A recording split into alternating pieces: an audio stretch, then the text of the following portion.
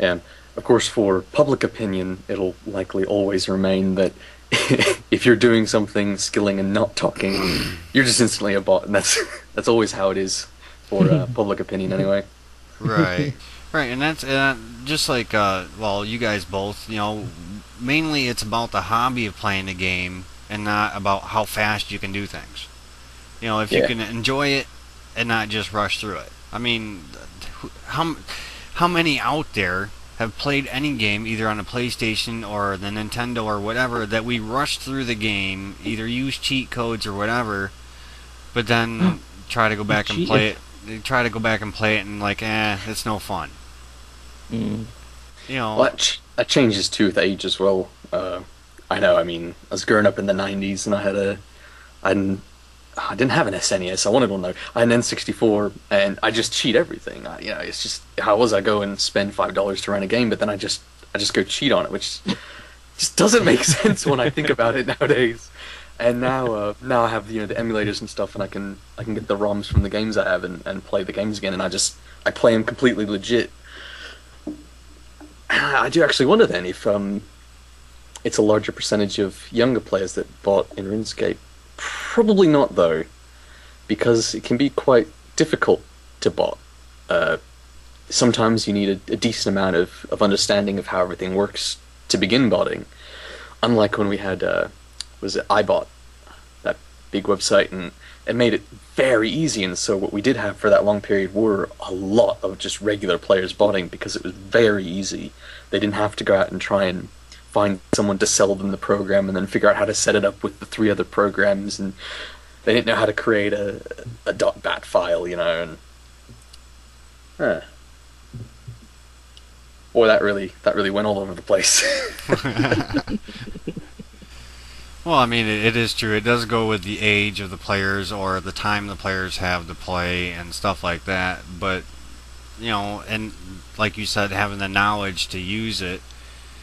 it but it comes down to after learning that hey, it wasn't really that fun. It was right up front. It was fun, but now that you've done it up, with the cheats, or you were using the cheats and you're being forced not to use them now, players I think will really start to respect more of what it takes to get the skill.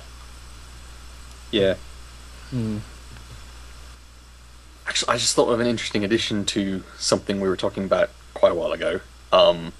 If Jagex, after getting rid of bots, would re- get rid of restrictions they added to say grotworms so they drop less, is that they did mention that they were going to bring back the free-to-play high scores again once they got rid of all of the bots from it that they could. And I didn't know that. Just one day for me, the free-to-play high scores just disappeared, and I was like, oh, okay. Sure. So they are willing to add things back that they removed just because of bots. Anyway, at least in terms of say the free to play high scores. So that's good. Yeah, that'll definitely be a bonus. I mean, I think a lot of players in the free to play that choose to use the free to play will definitely appreciate being able to have their high scores back in the game. Yes, and it's really nice to see old accounts as well. Like, even say people that have died to be able to go and look up their account and just remember a little bit and see what they got to. It seems a shame to have to get rid of the legends showing up. Yeah, just remove them. Well, and Genegax usually does show their respect to the free to play players that actually stayed free to play and gained a certain experience or maxed out account with experience on top of it.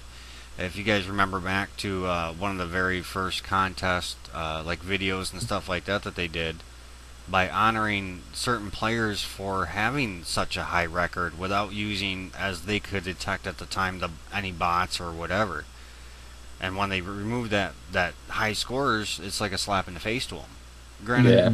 granted they got that free membership, or they got whatever they won, whether it was a shirt or whatever it was, signed stuff. They can't be recognized for it now. Yeah, it's unfortunate. We'll start off with old players returning back to RuneScape because of either this bot Botany Bay or free play high scores returning back, everything that's going to be impacted by this. Do you think a lot more of the older players that used to play will get wind of the changes and want to try to come back? Only, I think, for a large group, only if something different happens with it. So the bots are banned and they stay banned, and there's a huge portion less bots than there are now. And so yeah, it's not just the same cycle over and over again that it is, which is why a lot of people quit anyways. They just why keep going? It's just the bots are going to be back again. So it depends on a lot. It depends on what happens. Depends on how big it is as well. How many people are banned this month and the next month, and so on. Right, right. A to Z, was there anything in particular that brought you back into really getting back into the game, or was it just because you had the free time again and you wanted to get back into it? Well, I quit for about 2 years. I don't know if you remember. The reason was I got hacked. So I lost about, well, my entire bank was 1.4 bill. I lost all that, and it was kind of a big kick. And I was like, because it took me so long to make all that money.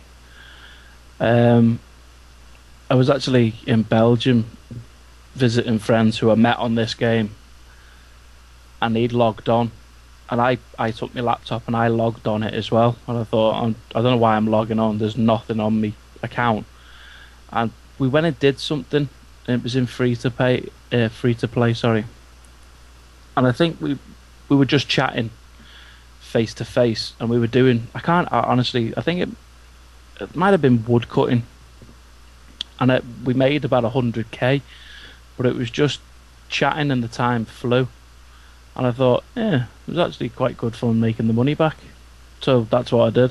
So I started playing again, and it did get a bit boring playing when you've got like full Torva and a Divine. You've got all the top stuff. It's boring.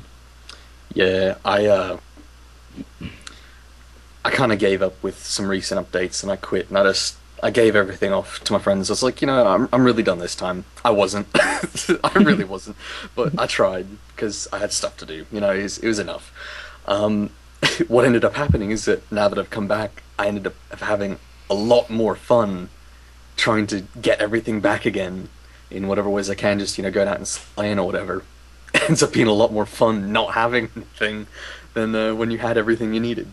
It's funny. I absolutely agree. Because at the minute I've got a cash pile of 36 million. I was like, whoop whoop. But I've made all that.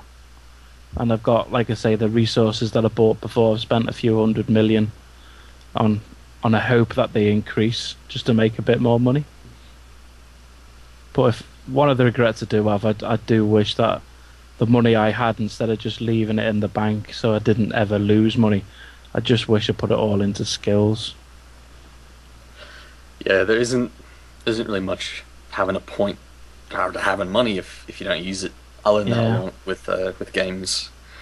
Varies in real life. To anyone listening trying to take financial advice from this, Don't. Yeah, if you got a bunch of money, you may just want to save it just in case. Yeah, I can make money in this game, no problem. It's dead easy to make millions. In real life, I am as skint as dust. So do you think that all these, since you guys both have been back actually here within the last, few months or whatnot, do you think seeing all these newer updates, these changes, these actions that are going to be done, is really making you guys want to stick around more, or? Not really for me, because I keep myself to myself. I'm just I'll plod on. If I want to do something, I'll do it. But it's just when they interfere with things that you want to do. For instance, Slayer. It's so hard to try and kill things that drop items. So you just got to skip your task, and it's wrong that you should do that. When I actually like killing grot worms because they're easy, but when it gets to the point where you've got to skip them because you know it's going to take hours to kill 100, that just annoys me. Right. With the Botany Bay, though, is that going to make you want to go back to them once it does release. Well, if that stops it, yeah, absolutely. But like I say, I don't think that's going to affect me too much,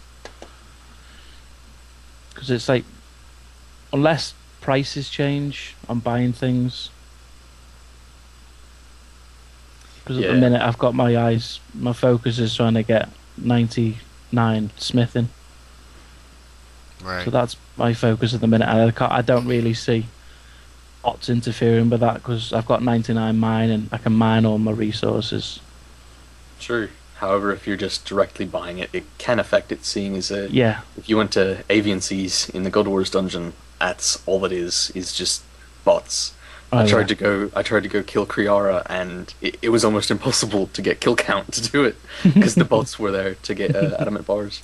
As for me, Botany Bay, the core idea of it, no, it doesn't make me want to stay longer. Just because there's a bay where I can go and see people accounts getting destroyed and whatnot. It's a whatever for me. It's alright.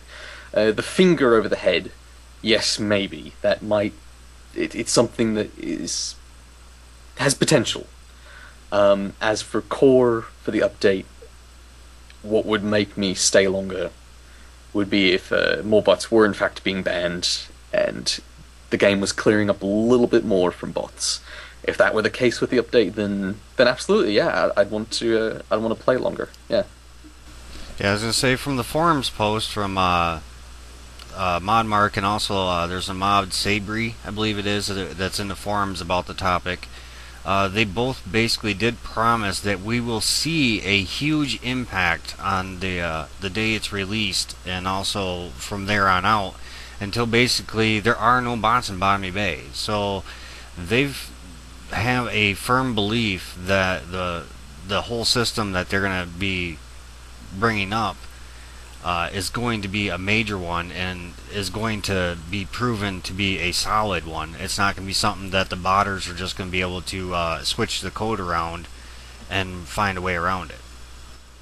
I think an important amendment to that statement in the form of a question would be: are they going to keep going until there are no more bots in Botany Bay, or no more bots in RuneScape? That's a big difference there. Well, every bot's going to be, any bot detected and sent to the band, and or anybody that didn't stop using the bot and wants to keep using it, they're all going to see Botany Bay, whether it be if they are going to get destroyed by a player, or if they're just going to be instantly banned because there's already bots there. The JMods, Modmark and Mod Sabri, both basically stated that they believe that at some point in time there will be no bots whatsoever in there. You're going to go in there and there's not going to be one bot being tried, or being, having you make the choice of how to destroy it. I mean, the account's already going to be banned. It's just you're going to be able to take part in destroying it. How do we take part in it? Is it like a random event? You'll get taken there and you'll make the decision, or is it just like a thing you can teleport to, and any account there'll be a mass of people and you'll vote? Well, the way it works, as far as what they've shown so far in videos and that, they're going to cover more of it on a live stream. But the way that they've shown so far, that basically there's going to be like a Botany Bay crier, kind of like a town crier. Like I said, they're going to cover more of that in the live stream that's coming up, the RuneScape live stream that they're going to be doing coming up here shortly, either this week or next week, something like that. But from the information that we've been given already on the videos and the forums and that there's going to be like a town crier, but it's going to be for the Botany Bay area, the Botany Bay crier or whatever. And they're going to be sitting outside of different banks, or all banks, I'm not sure. They showed one on the video sitting outside of, I believe it might have been Fally Bank, I'm not sure, maybe Varrock. But yeah, they're going to be placed in different spots or whatever, so players can choose to go there whenever to destroy the bot. I don't know if it's going to be like a one-on-one type thing, to where you're going to go on the island and it's only going to be you, or if, like you said, there might be a whole bunch of people already standing around there. I guess that'll be more info that we'll get on the live stream. I wonder whether there'll be like a news feed. No, when somebody gets 99, he comes up with the Ace has got 99 agility. Oh, it Tells everybody. I wonder whether it comes up saying yeah. blah blah's name has been banned. Well, they may mention that they're gonna bring, or actually, they might put in the game. You know how those signs say how many guards were killed each day, or how many, people were killed each day, or whatever. No. Yeah, if you go into Lumbridge or go by Valley, they got the signpost, and if you read them or whatever, it tells you how many of which was killed each day or whatever. And someone suggested in forums to do that for Botany Bay, and JMod really liked that idea, and that might be something they might actually do per day. Oh, cool. That would be a good idea. I really like that. It'd be, if I'm just running by there or whatnot, I'll stop and take a look to see how many have been destroyed for that day during that time. Yeah. Yeah, I'd be really interested to see the numbers every day. That'd be quite interesting. Yeah. Plus, being able to see if the numbers decline or decrease or incline during different hours of the day, or how fast they jumped up, or even per day if the numbers are going down or up. Yeah, that'd be good. Yeah. Well, if the numbers are going down, then they're doing it right. That'd be good. Hopefully, that or they stop detecting the new kind of bots. One or the other. Yeah, the bots are getting so clever, though. Yeah, it's true. I've tried all sorts of things. It's bizarre the amount of time goes into it just to cheat on a game. Yeah, I know. When you think about it. It's not the be-all and end-all to have a party hat, is it, in a game? But I guess it's for real-world trading the main thing, isn't it? Yeah. A lot of it usually has to deal with the real trade. That's the main thing they're focusing on, is all the gold farmers and stuff like that, and the site advertisements. Once we remove them...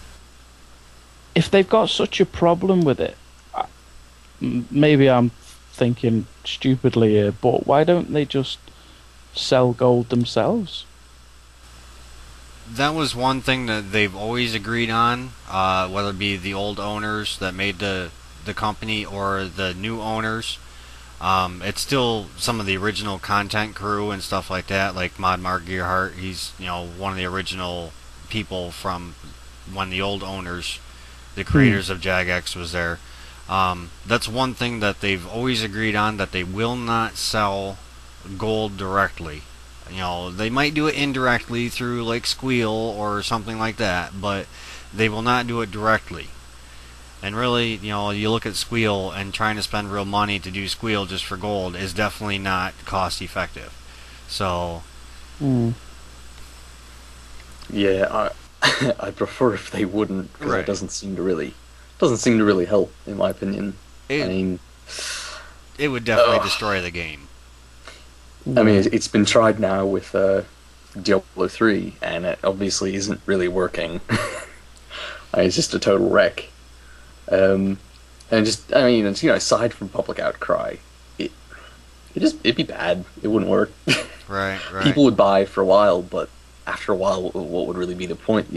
Everything would just continue going up based on how hard it was on both to get money in real life and to get money in game naturally. So I don't know. No. Unfortunately, Jagex has quite obviously gone against themselves. Just recently, though, they had a really long, rather infamous now paragraph that stated that they would never in any shape or form sell anything or make you pay money for anything other than membership. You never pay money for anything in the game. You can never gain experience for paying money, except for unlocking different skills or different mini games because you got members. and they completely got rid of that once they brought out Solomon's Store and Squeal of Fortune, because while it's not cost effective to buy gold from Squeal of Fortune, it is quite cost effective, sort of. I mean, in an insane sense, to buy experience through the Squeal of Fortune. Yeah. Right, we were just running some numbers with another clanmate of mine about the experience and the cost that it would take to pay for that experience if you're buying it straight out. And something like 3 million experience by getting the luck of the spin of the lamps and stuff like that. He figured out from the other YouTubers out there and their spins that they've showed and stuff like that, the average that he figured out would basically be that he would have to spend almost $2,000, if not a little more than that, just to get 3 million experience. Yeah, that would be fine. Because that's quite a lot.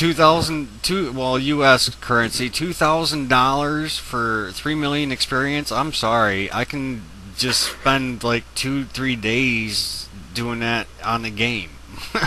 Yeah, it was a bit different, right, when the Squeal of Fortune came out and right after it was first edited. Right. Because there were a lot less items. The experience you used to get was bizarre. Yeah, that's true. It was sick. They've added more and more stuff. You know, they added the pendants, and they added all sorts of extra cosmetic items. And the more and more stuff they add like that takes up the place of the lamps, the less and less lamps you get, which is a good thing. That's great. That balances it out a lot better. And so it is a lot less now. So at first it was, oh lord, it's like 50 to $70 a spins, and you'd almost always get at least 250 to 350,000 experience, and that's definitely gone down then if it's $3,000 for just a few mil. Yeah, I can think of better things to spend $2,000 on. Right. Yeah. Right. Indeed. Super impressive with people on. Well, that brings up another thing too that I want to point out to any listeners out there that it is really important that if you guys really want to know more about what's going on, with Jagex doing more of these live stream or pre-recorded feeds that they're doing now, to really sit there and watch through them, because like Kevill was saying, now that they've went against their word, well, we have new owners now since 2010 for Jagex, the IVP and the other investors. And also, too, why they mentioned on the last stream, why they actually started to bring in the microtransactions. And the reason why that is, for those of you that haven't, watched that stream or whatnot, is they figured instead of trying to make all the members, try to make them pay for this newer content, and all these advancements in technology and stuff like that for the servers to try to make it so we don't lag and stuff like that, is they wanted to try to have the free-to-play players also get involved with paying for some of the stuff. And from what they found out is the free-to-play players, they do want certain content, and so they have to pay for the spins, or they have to buy it from Solomon's Store without buying the members. They only want that one piece of content, and it's been proven to be successful. And as far as mass buying spins just for a certain reason, well, as we said before earlier in this talk show, that of course when content is first released, it's going to have either a lot of drops right off the get-go, or some of the better rewards right off the start to get people using it. And then they taper it off, of course, once people have gotten used to using that content. Yeah. I personally do not have a problem with people buying all of the cosmetic items like from Solomon's Store. You can go ahead if you want. if it makes the game more fun for you, feel free, I suppose. I don't really see it. I don't see paying real money for that. It worries me with, say, the bank boosters, but I know at the same time that they said that they would allow you to purchase them through loyalty points, so even if it's months and months you have to wait for them, you could still get them just for being a member, which is good. So, right, also... yeah, it's... Sorry, go ahead. I was just going to say that it is nice then that the free players that really don't want all the member features, they're not interested in that. They don't really want to pay that monthly fee, but they would like some cool looking emotes, something to make it a little more enjoyable, or just play around with friends and have some fun, break dance in the middle of Ark. Uh, that's a good thing, and I like that. That's fine. I don't have a problem with that. Yeah, absolutely. Right. If it's their money, but if I wanted to go out and buy something, I've worked 40 hours a week for my money. Once all my bills are paid, why can't I do what I want with it? Exactly. Also, another thing that you just said, Kevill, about the bank booster and the loyalty points. Also, the RuneScape coins, I guess, there's on the site too, that you can use real money to buy to get certain items, cosmetic mainly. That in the last live stream, they've also mentioned that they're going to be working on giving members that have the loyalty points and that. They're going to start working on adapting more of the Solomon store stuff and also possibly some of the squeal stuff into the loyalty, because members, a lot of the members, like us, we are the vet players. We want to get some of the content, but we don't want to pay real cash for it. We started the game understanding that we're not going to have to pay real cash for other members, and for us to be able to get it without having to spend it is only going to be by getting loyalty points. And they're going to be really working on adapting some of the Solomon store stuff and the squeal stuff into the loyalty point aspect, so that'll make it great for everything. That'll balance everything all the way around. Yeah, that'd be great. I have no objection to that. They should give you some little bonus if you've been a member for long, basing on what it's called, loyalty. If you've played since 2005, each year you've played, give them 100 points. Oh, you're talking like an overall, like say the 5-year members get the cape. Yeah. With a points bonus. Yeah. Because it states in its name, loyalty bonus. You've been loyal for how many years? That's true. Yeah. When I quit, not only did I just quit, but I really didn't have any experiment money at the time, so I wasn't going to pay that. Well, unfortunately, it was at $5 a month. It isn't anymore for me. But then, I'm a member again now, and I've waited a full month or two now, and I'm back to 5,000 points again for every month, and until next month where it's upped again. So I'm not sure the loyalty system really plays out to its full loyalty potential. Yeah. Although, I guess when you really think about it, what I just said was, I stopped being loyal to them because I quit. And then I decided to come back, and they're like, okay, well, you can start building loyalty again. So it does make sense at the same time. That's why I think they really have the cape, the 5-year cape and the 10-year cape. With the loyalty with the constant members, I could see them adding loyalty points. It would be something definitely worth putting in forums as a suggestion for constant members, loyal for 1 year, 3 years, 5 years, 7 years, 10 years, or whatever, to get an extra bonus on loyalty points, or get a free item in the loyalty store or off Solomon store, exchange wise. That would definitely be something worth putting in forums. Yeah, that's not a bad idea. It's just incentive, isn't it? You feel like you've gained something. Mm-hmm. Well, not so much as gained something as like you expect it, but I mean, I don't know, it just makes you feel, yeah, they actually do think about the long term, guys. Right, and that's what a lot of the forum posts are about, regardless of what section of the forums it is mainly it is the vet players that post in forums. They would like more players to get more active with forums and adding their suggestions and opinions, which I've been constantly trying to do throughout my videos, is trying to get people to go in forums and post in that. It would really help make a difference for everything. I mean, because it is the players' suggestions and feedback that does make the game. Yeah.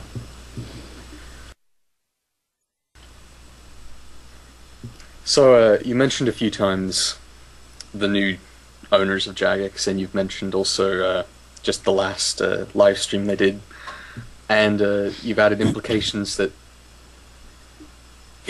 well, in what you're saying, that the new owners do have an impact on what's going on in the game, and as of watching the live stream, that was actually said otherwise. That IVP, let's see, it's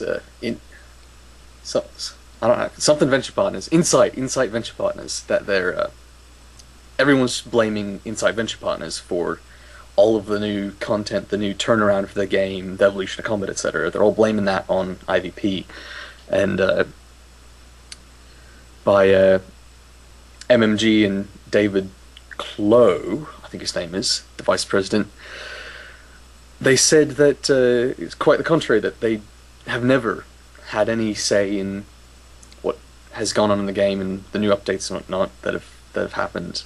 Although they could, they just haven't. They left that for the main developers. Right. I personally don't agree. I'm sorry, David and Mark, but I think that's complete bull. I don't buy a word of it.